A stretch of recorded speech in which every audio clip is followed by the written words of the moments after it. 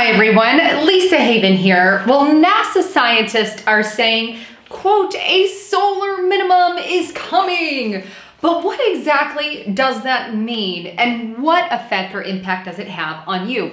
Well, let me take you first to the report from NASA, and you can see it on the screen there, and it's titled, Solar Minimum is Coming. Now, this report details that during a solar minimum, solar flares and sunspots will subside. However, that doesn't mean the sun becomes dull. It simply means that the solar activity changes form a little bit. So the threat's still there, if you will, but it changes form. It goes on to say that it is during this time that you will see the development of long-lived coronal holes, which are vast regions of the sun's atmosphere where the sun's magnetic field opens up and allows streams of solar particles to escape the sun as fast solar wind. Now, the report goes on to say this can cause longer outages and disruptions on Earth, including interferences to some of our communication and navigation.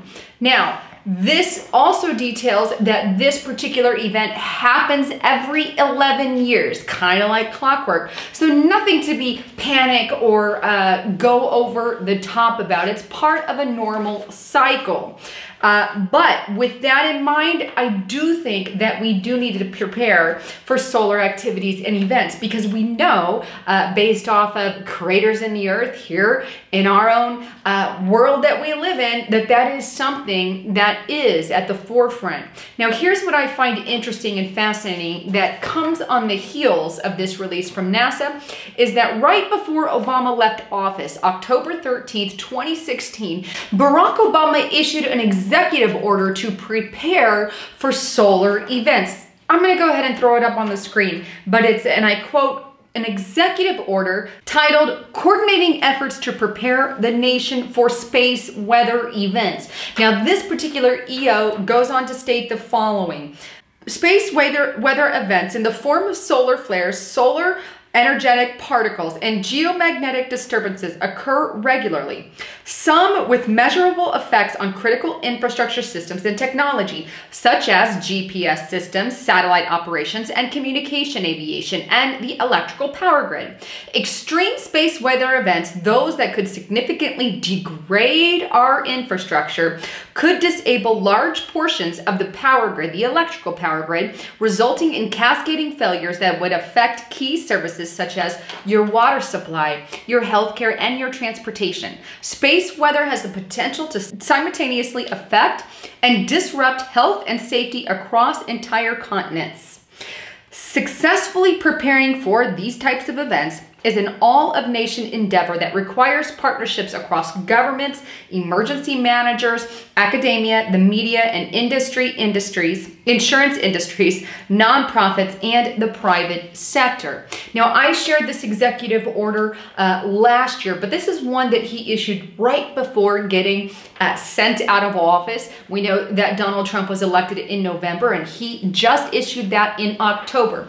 Again, this is on the heels of the solar minimum. But not only that, I went on Donald Trump's whitehouse.gov and found another executive order that President Trump himself issued. And I'm going to throw that one up on the screen as well. And this one was issued June 30th, so just a few days ago, 2017. And it's titled Presidential Executive Order on Reviving the National Space Council. Now, this executive order goes on to detail that the Space Council that was originally established in 1989 has been re-established, and what the purpose of this is just basically to give the government more information about some of the space events that are happening and some of the going-ons in space.